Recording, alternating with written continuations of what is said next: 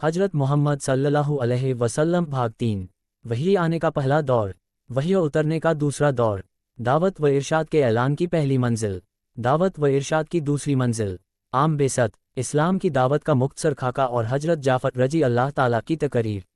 वही आने का पहला दौर, नबी अकरम सल्लल्लाहु अलैहि वसल्लम पर सबसे पहले सूरह अलक की ये आयतें उतरीं।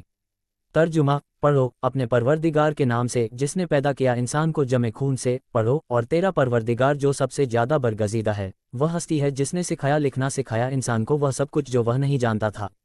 1-5 इन आयतों में ये बताया गया है कि अगर इंसान जो खुदा की सबसे बेहतर और कायनात के सिलसिले की सबसे ज़्यादा तरक्की पाई मखलूक है और इसी वजह से वह कायनात में अल्लाह के खलीफा के मनसब पर दिखाया गया है, उसकी पैदाइशी कमज़ोरियों का ये हाल है कि उसकी पैदाइश गंदे पानी और जमे खून से हुई है।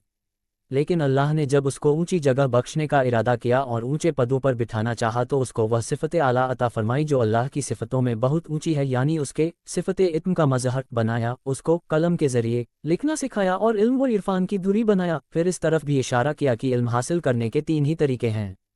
1 ज़हनी, 2 लिसानी भाषाई, 3 रस्मी। इल्म ज़हनी लफ्ज़ों और रस्मों का मोहताज नहीं होता और लिसानी इल्म ज़हनी इल्म का मोहताज है, मगर रस्म व नक्श लिखने से बेनियाज है और रस्मी इल्म रस्मुलख्त लिपि और नक्शों का भी मोहताज है।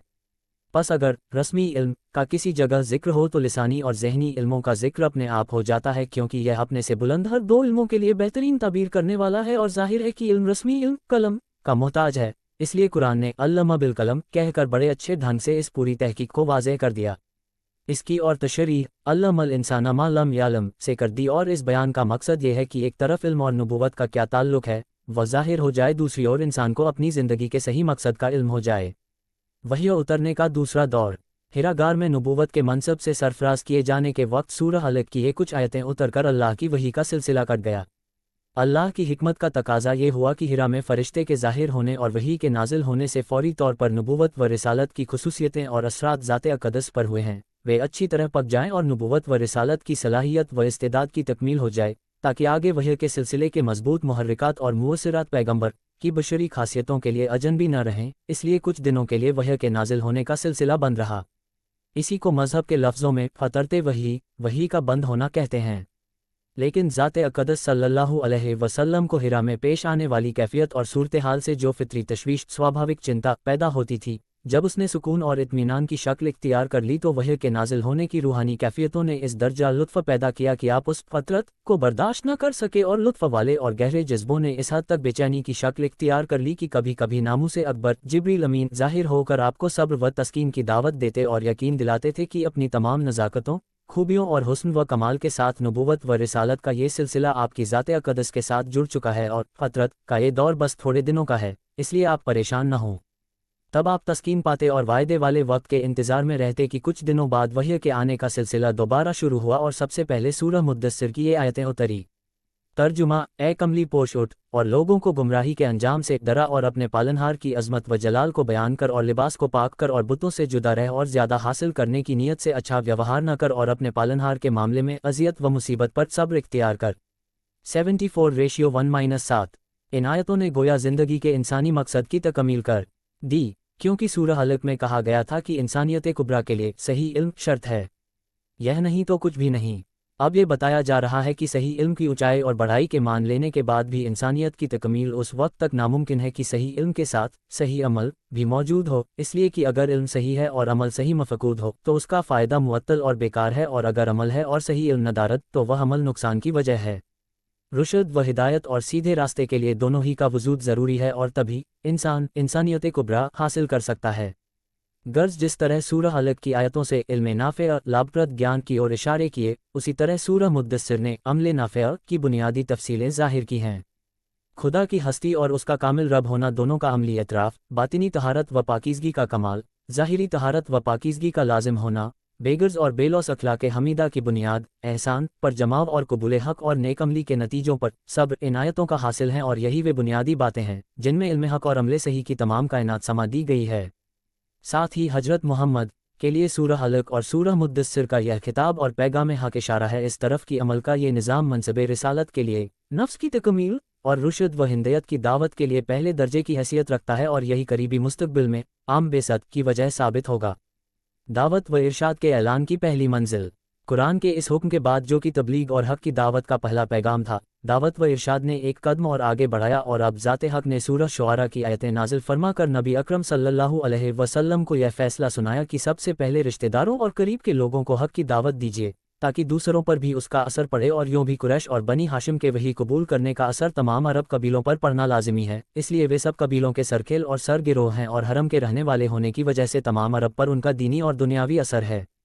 सूरह शुआरा में है तर्जुमा, और ए पैगंबर, अपने करीबी नातेदारों को गुमराही से डरा और जो मुसलमान आपकी पैरवी करने वाले हैं उनके लिए अपने बाजुओं को पस्त रखो, यानी नरमी और तवाज़ो से पेश आओ। अगर वे नाफरमानी करें तब तो उनसे कह दो मैं तुम्हारे इन बुरे कामों से बरी हूँ और गालिब रहम करने वाली ज़ात पर भरोसा करो जो तुमको उस वक्त भी देखती है जब तू उसके दरबार में खड़ा होता है और उस वक्त भी जबकि तू सजा करने वालों में मिलकर उसके सामने सजारेज होता है।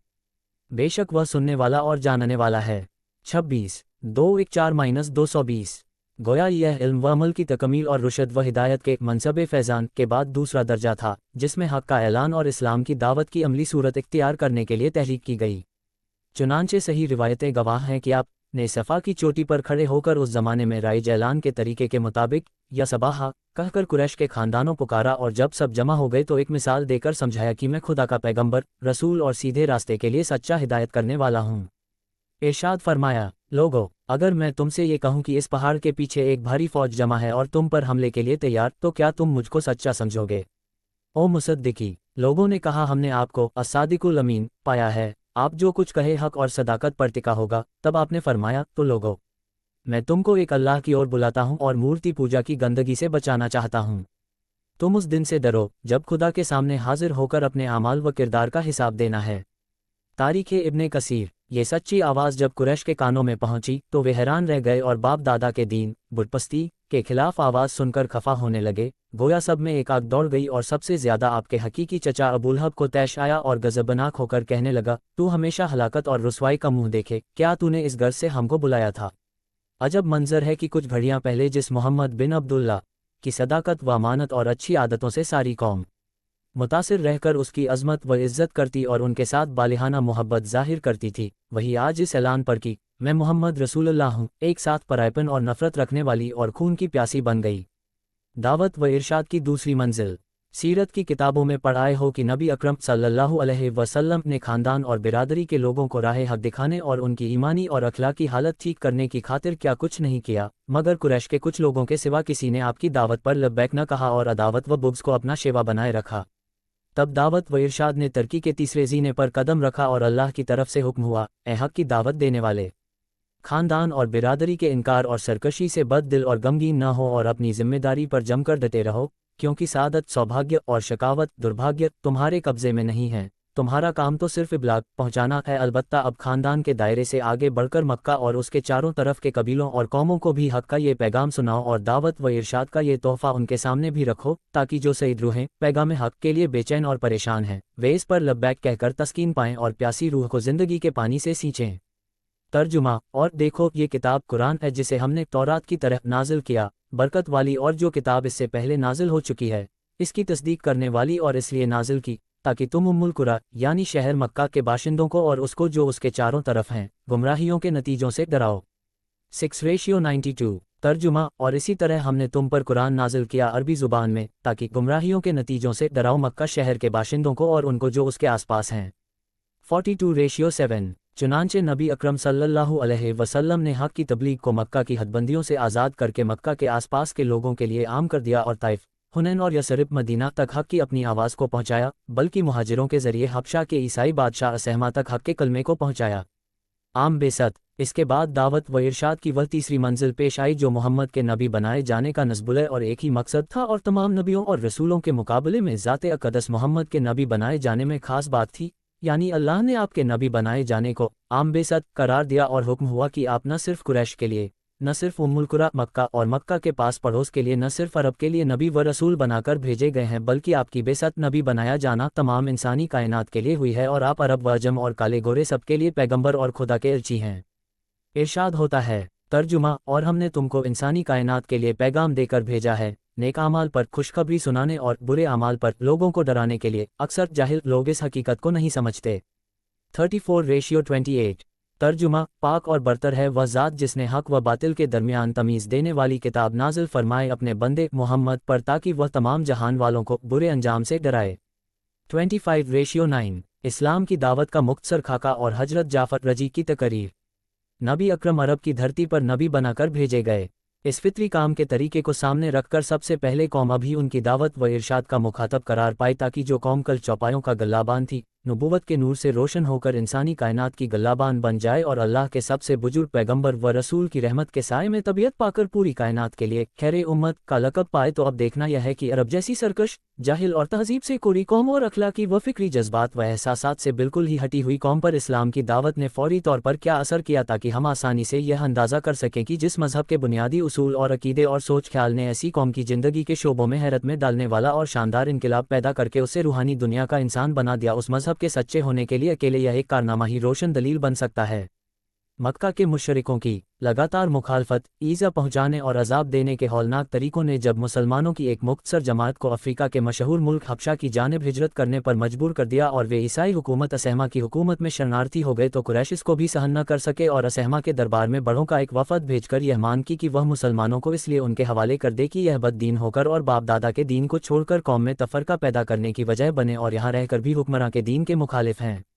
اسہمہ کے وفد کی مانگ سن کر مسلمانوں کو جواب دہی کے لیے دربار میں طلب کیا اور اسلام کے بارے میں پوری بات معلوم کی۔ تب حضرت جعفر رضی نے اسلام کے بارے میں تقریر فرمائی اور اس کی مقدس تعلیم کا مختصر اور جامع نقشہ کھینچ کر اسہمہ کو صحیح صورتحال سے آگاہ کیا۔ یہی وہ تقریر ہے جو اصل میں عرب جاہلیت کے دور اور اسلام قبول کرنے کے دور کی انقلابی کیفیت کا مختصر مگر بہترین خاکہ ہے۔ حضرت جعفر بن ابی طالب نے بادشاہ اور درباریوں کو مخاطب کر کے ارشاد فرمایا: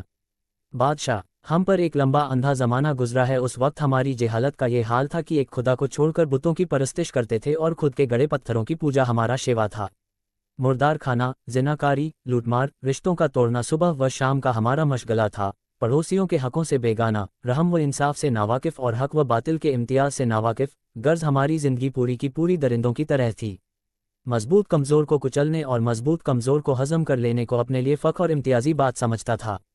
اللہ کی رحمت کا کرشمہ دیکھیے کہ اس نے ہمارے اندر ایک بزرگ بھیجا جس کے نسب کو ہم جانتے تھے، جس کی سچائی، امانتداری پر دوست دشمن دونوں گواہ، جس کی قوم نے اس کو محمد الامین کا لقب دیا۔ وہ آیا اور اس نے بتلایا کہ خدا کا کوئی شریک نہیں، وہ شرک سے پاک ہے، بت پرستی جہالت کا شیوا ہے، اس لیے چھوڑ دینے کے قابل ہے اور صرف ایک خدا ہی کی عبادت بندے کا حق ہے۔ اس نے ہم کو حق کہنے، سچ بولنے کی ہدایت کی اور رشتوں کو جوڑنے کا حکم دیا۔ پڑوسیوں اور کمزوروں کے ساتھ اچھا ویوہار کرنا سکھایا، قتل و غارت کی بری رسم کو مٹایا، زناکاری کو حرام اور فحش کہہ کر اس گندے انسانی کام سے ہم کو نجات دلائے، نکاح میں محرم اور محرم کا فرق بتایا،